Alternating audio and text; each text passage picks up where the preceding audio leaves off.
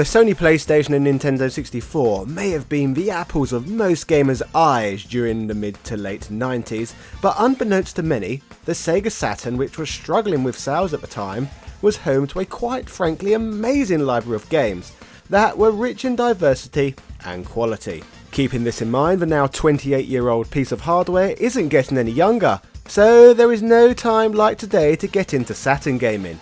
So join me in this ultimate Sega Saturn deep dive as I not only cover the turbulent history of this platform, but some of its greatest games, and even my own personal journey experiencing this wonderful piece of gaming glory. With all of that said, hello ladies and gentlemen, Big Daddy Top Hat here.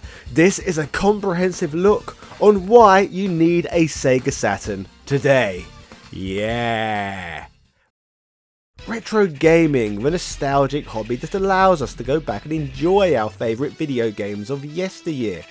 Like many of you likely watching at home, I am one of those people who have been gaming since I was practically born. By the time the 16-bit era had rolled around, I had become completely hooked, and playing the likes of Super Mario World and Sonic the Hedgehog had become a cornerstone of my leisure time. During the greatest of console wars, I would play the Super Nintendo at home and the Sega Mega Drive around friends' houses, essentially experiencing the best of both worlds. But the following generation, things would change drastically. I was fortunate enough that my parents were kind enough to buy me both a Nintendo 64 and a Sony PlayStation, two amazing platforms that were certainly capable of fulfilling my teenage gaming needs. But while I had and loved these, I was more than aware that Sega too had released a console that could be experienced during such a period. As the title of this video suggests, I am of course talking about the Sega Saturn, the game console that most of us knew existed during its run, but few of us comparatively chose to actually buy. This wasn't the system that many people had much experience with, and instead would be the platform owned by your nerdy friend's weird uncle, or older stepbrother. Normies didn't buy Sega Saturns in the West, so direct nostalgia for the platform is more limited than with many other consoles of our past. In fact, if I'm honest, for a long time I wasn't even aware of the Sega Saturn's top games, and just assumed its top titles were all available on the Sony PlayStation anyway. During my childhood, I remember the likes of Croc, Tomb Raider and Resident Evil being heavily promoted to be playable on both devices, so my conception of the Saturn was that it was just a more rubbish PlayStation. Little did I know how different the two pieces of hardware truly were. As sales show us, I was far from alone when it came to this line of thinking, but reflecting back as of today, I feel that by ignoring the Saturn, many of us collectively made a huge gaming mistake. Because as the years have passed by, the Sega Saturn has slowly become a system that I have gained more and more respect for. Fast forward to 2002, I am moving into my adulthood and I am already looking to buy as many games and consoles as possible that were popular during my youth, with 8-bit and 16-bit titles obviously being by far the cheapest of this period. Retro gaming and collecting would for many years be a fun pastime, but it would not be until 2012 that I would get a Sega Saturn of my very own. No joke, I found my Sega Saturn alongside my Sega Mega CD and a pile of Mega Drives in a box of untested consoles, which the seller sold me for just £10 English. So I had little to lose by making such a purchase. Fortunately, every single piece of hardware in the box worked, and I have been getting increased enjoyment out of what was essentially a £2 purchase ever since. Ah yes, the good old days when people didn't treat tatty old game consoles as an alternative to gold. But even back then it would transpire that there were Sega Saturn titles out there that were already on the pricey side, but we'll get to discussing more about that later. The fact of the matter is, as soon as I started researching the console's library, I would soon discover gem after gem that I was interested in trying. 10 years ago, prices on most Saturn games were significantly cheaper than buying whatever the latest release was on the Xbox 360, so there was plenty of choice out there that I could experience on the cheap. Games such as Nights into Dreams, Guardian Heroes, Saturn Bomberman and Panzer Dragoon had all provided me with hours of fun, but I was only just starting to scrape the Saturn iceberg at this point. As I fell more and more in love with what felt like the estranged console I should have been playing as part of my childhood, I did something which I felt was absolutely balmy at the time. In 2012, I paid over £100 for one single video game, Panzer Dragoon Saga, which I had heard many people lauding online as the Saturn's answer to Final Fantasy VII. Was the enjoyment I received from Saga worth the high price point I paid? Well, more on that soon, as before I ramble on any further about my experiences, let's begin digging into this enigmatic console's beginnings, which of course will require us to go back to the dawn of the 90s. Although it was kept very hush-hush at the time, tentative and secretive plans for what would eventually become Sega's next proper console were supposedly floating around from as early as spring of 1992, with the name Saturn at this point being merely a code name for the project. Development of the system was being overseen by Sega's director and deputy general manager of research and development, Hideki Sato, the man responsible for the lion's share of the work of the creation of all of Sega's major home consoles, and the man who would go on to serve as the president of the company from 2001 to 2003. Sato had been with the Japanese gaming giant since April of 1971, and was one of the most respected figures in the entire organisation, and the only person Sega would entrust with the responsibility of making sure their new hardware was up to scratch. Given that Sega was still trying to push the Mega Drive and Mega CD at the time, progress on the system was initially slow, but the project would start making some headway when Sega entered into a partnership with electronics company Hitachi to jointly develop a new 32-bit CPU processor for the upcoming hardware. This fancy new creation would come to be known as the Super H RISC engine, or SH2 for short, and would end up being not only the primary processor for the Saturn, but also the Sega's ill-fated Mega Drive add-on. Although the Saturn and the 32X do both use a dual configuration of two of the SH2 chips running in tandem, the big difference and what separated the Saturn as a truly next-generation console was that it was also equipped with twin video display processors, named VDP-1 and VDP-2, making it an extremely powerful and impressive bit of kit for the period. If that wasn't enough, the Saturn would also be equipped with its own custom Motorola sound processor, with a Yamaha FH1 DSP processor inside, giving the system 32 sound channels, FM synthesis, and 16-bit PCM sampling abilities. With the hardware's design all but completed by the end of 1993, the main focus of Project Saturn was initially going to be expanding on the foundations laid by the 16-bit Mega Drive, and vastly improving the graphical fidelity and overall visuals of 2D gaming, with little attention put on polygon-based 3D graphics. Plans, however, would begin to shift somewhat in early 1994, when someone at Sega HQ got wind of Sony's upcoming PlayStation console, which was currently in development and was said to have some rather powerful 3D processing capabilities under its hood. Recognising that this could tempt potential buyers away from Camp Sega and onto Team Sony, the typically overworked little Sega lab rats set about rejigging the Saturn's already complicated innards to get close to replicating the kind of specs found in Sony's new system. Rather than starting from scratch though, the clever people of Sega added several new dedicated processors to the Saturn's inner workings to help with polygon texture mapping and share the workload with the main CPUs when demanding 3D graphics were being displayed. These additions made the already technically impressive Saturn an extremely capable and powerful one by the standards of the time. The only issue was, and this was a fairly substantial issue, was all of those extra chips and processors made the Saturn especially difficult to program for. This was one of the biggest problems that blighted the console throughout its lifespan, as this overly complicated collection of microchips lurking within the Saturn's ample plastic frame meant the system was a nightmare for developers, with even the most skilled finding it extremely difficult to be able to actually make the most of the hardware's impressive specs, and show what the console can really do.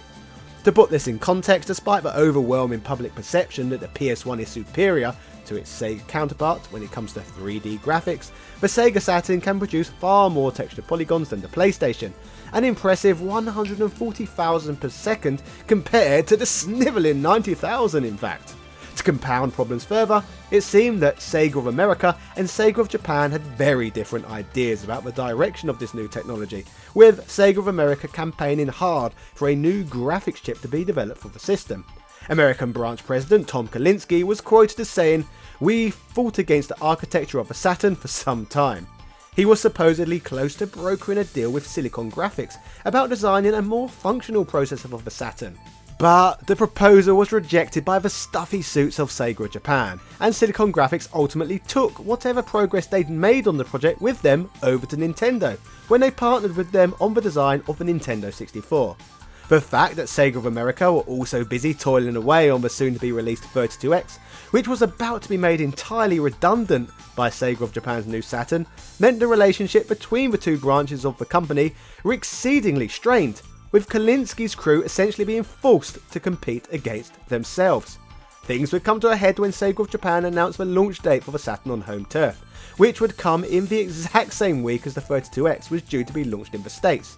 Released on the 22nd of November 1994 in Japan at a fairly reasonable price of 48,800 yen, the Sega Saturn completely sold out the initial shipment of 200,000 units in a single day, with a big part of that rapid success being the enormous popularity of Virtua Fighter, which was a fairly authentic and faithful port of the arcade game, and sold at an almost 1-to-1 rate with the Saturn console itself.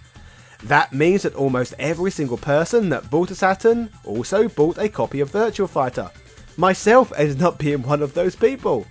Sadly though, Saturn offerings were slim pickings at launch.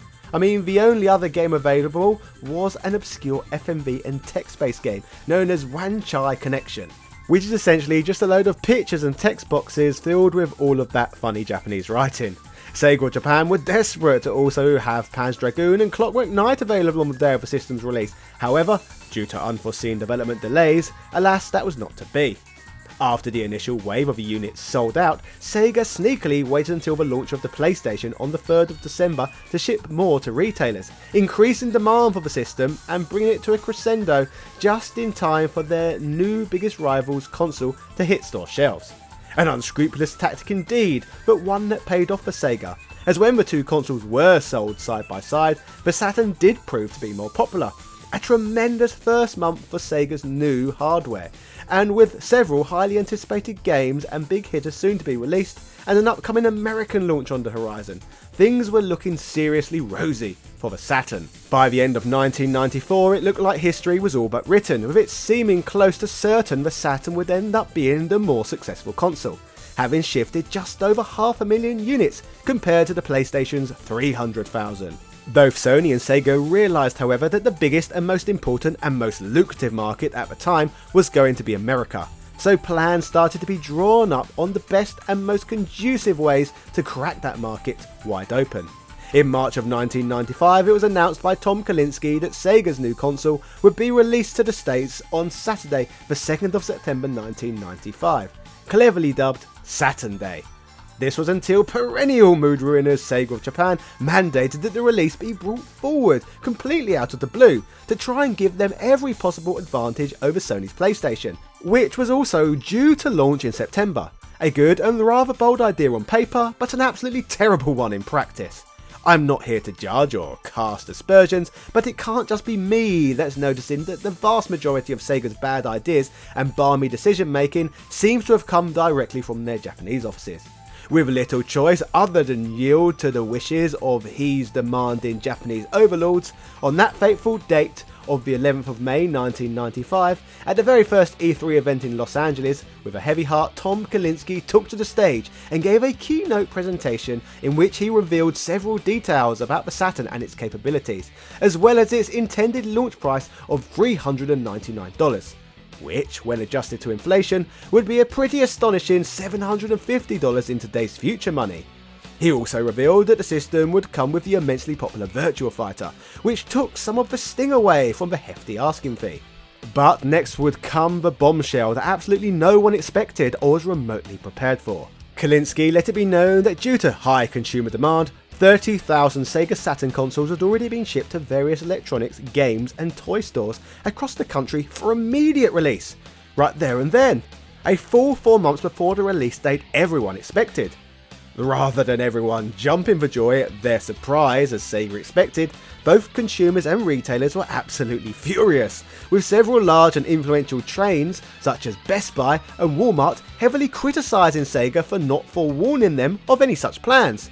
KB Toys was so indignant that they even went as far as to drop Sega from their upcoming retail line completely.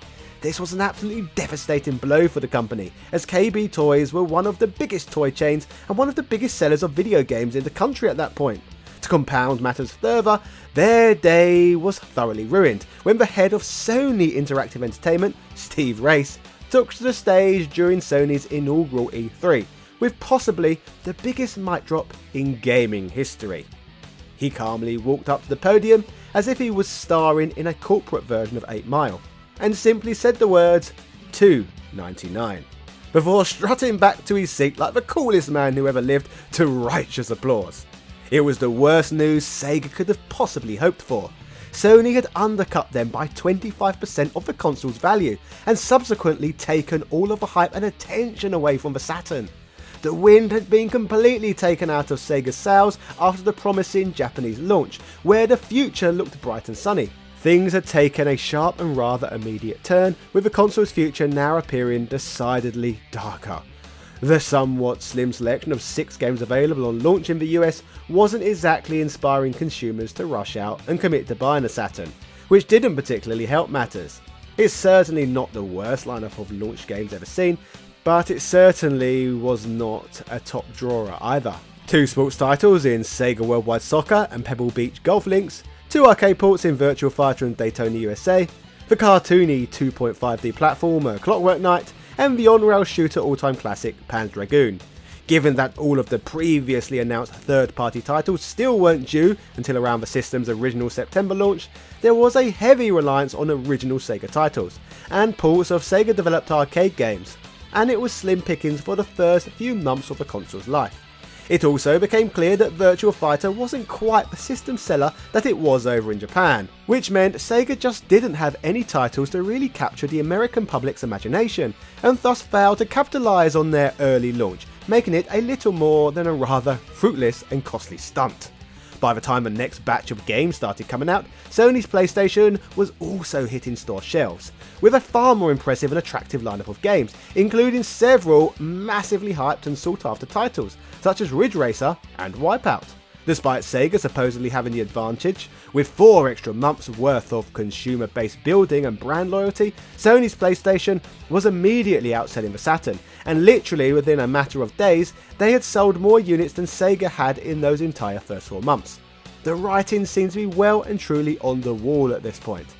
As for over here in Europe, things weren't looking much better in PAL regions, with press and retailers completely overwhelmed with the decision to move the Saturn's launch forward by several months, leaving them little time to prepare for marketing and selling the troublesome device. Advertising was pretty minimal, particularly over here in the UK, with a surprising lack of visibility for such a supposedly big important console, especially when compared to the PlayStation's ad campaigns, which were absolutely everywhere. Supposedly, Sony spent close to 5 times the amount of money that Sega did on advertising in the UK, and it showed, as by November, Sony's little box that could was outselling Sega's chunky old Saturn by 3 to 1, bringing reasoning behind me not knowing anyone who owned one during my youth. Things continued to capitulate for the Saturn over the coming months, with Sony's revelatory new system gaining momentum and notoriety at every turn. The PlayStation was becoming an iconic piece of hardware, woven into the fabric of pop culture tapestry, while Sega's albatross was being overlooked and forgotten. The problematic Saturn hardware meant fewer games were forthcoming, and often the ones that did come out were slightly lesser versions of their PlayStation counterparts, with Sony's exclusive titles proving to be almost universally popular. Although the system maintained a healthy existence in Japan, far outlasting the console in any other region, with significantly more games available, the system's failures in the West started before the hardware was even released. Pair this with an incredibly complicated set of CPUs which gave all developers a massive headache, Sega were in trouble. Further combine this with the amount of confusion, annoyance and brand dissatisfaction that came about as a result of their dubious decision to bring the console's launch forward, insurmountable damage was done. While there is no doubt in my mind that the Sega Saturn has a fantastic library of games that are often overlooked today, the number of poor decisions that Sega would make surrounding the platform would mean that the plan was almost doomed to fail from the start. Now that we have refamiliarised ourselves with the Saturn's launch, I hope I've provided for you a much clearer picture as to why the majority of us chose to bypass this system. But just because the console didn't seem like the sensible choice at the time, doesn't mean it isn't worth owning today. and I can provide plenty of good reasons as to why you may want to pick one of these up as soon as possible.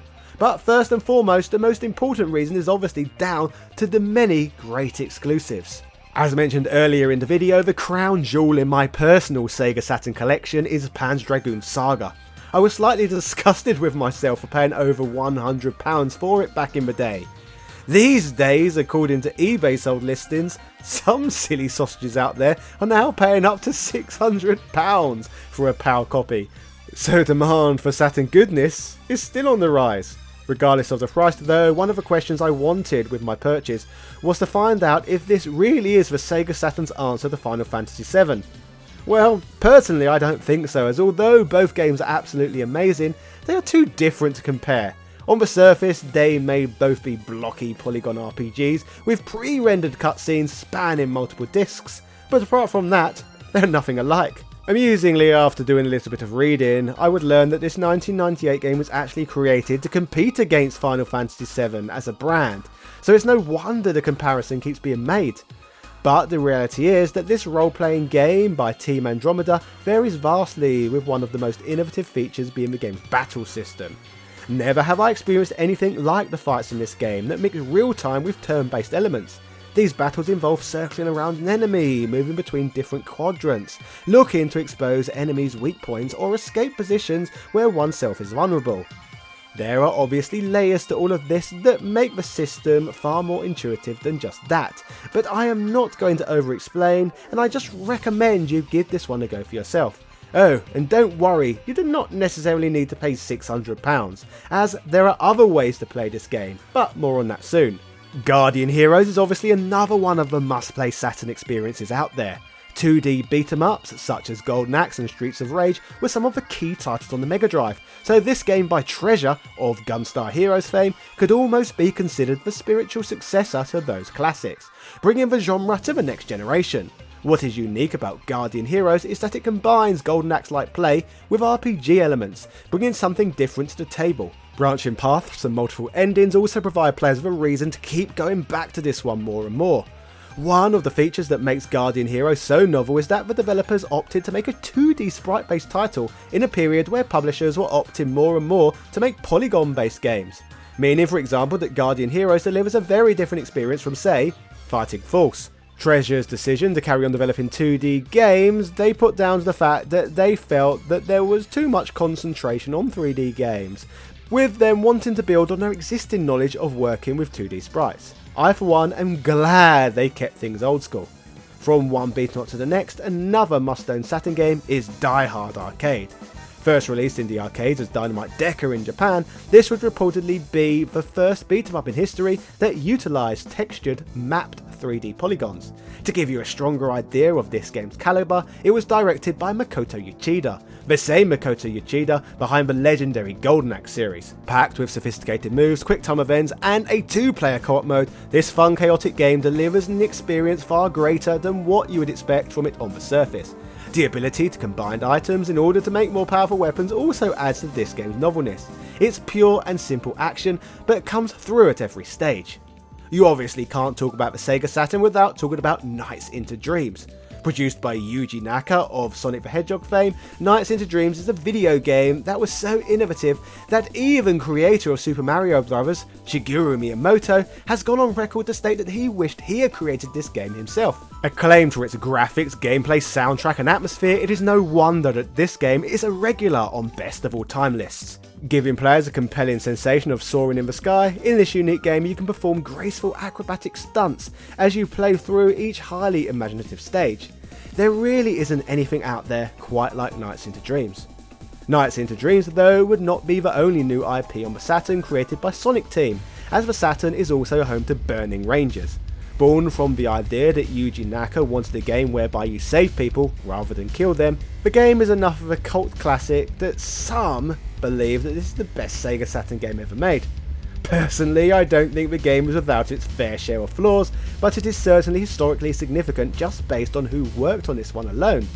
This third-person shooter sees players take control of futuristic firefighters as they make their way through missions extinguishing fires and rescuing civilians.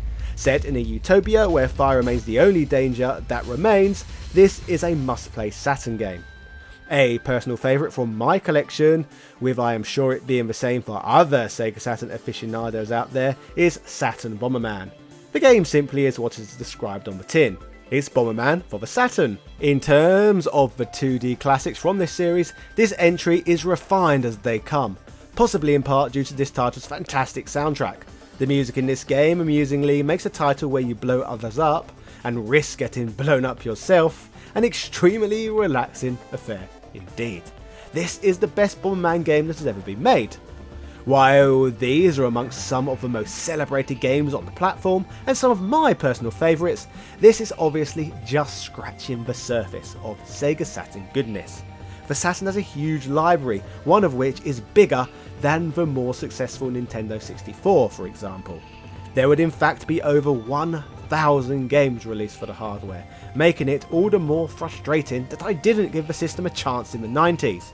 Out of a large list though, 785 of the titles would remain completely exclusive to Japan, partly due to the fact that the Saturn proved much more popular on home territory, outselling the Nintendo 64 over there. A huge proportion of the exclusives were tailored for that market, consisting of large portions of JRPGs, fighting games and space shoot-em-ups.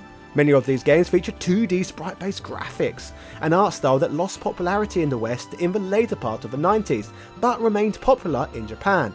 The fact that the Sega Saturn is a 2D powerhouse would receive a great deal more appreciation in the land of the rising sun than it was overseas. In an amusing twist, the lean towards 2D gaming with the Sega Saturn has meant that its library has ended up aging like a fine wine, with the system offering up many of the most beautiful looking video games of that generation. While many of the popular games of the period now look like blocky messes, 2D Saturn games on the other hand look more appealing to the average gamer today than they did on release. With such a rich library of games in Japan, this has always meant that there has been a huge import scene that revolves around the Sega Saturn, with gamers procuring titles regularly from the East, from the 90s right up until this very day. In fact, with Sega America phasing out Saturn releases in the States pretty early on, due to its lack of sales, many video games that Saturn owners were heavily looking forward to were cancelled for the region before they even saw release.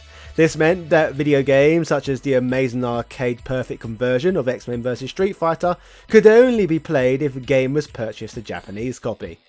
There was enough demand for this title amongst Saturn diehards that many corporate store chains would opt to stock the Japanese version, meaning that consumers didn't need to necessarily arrange the import themselves.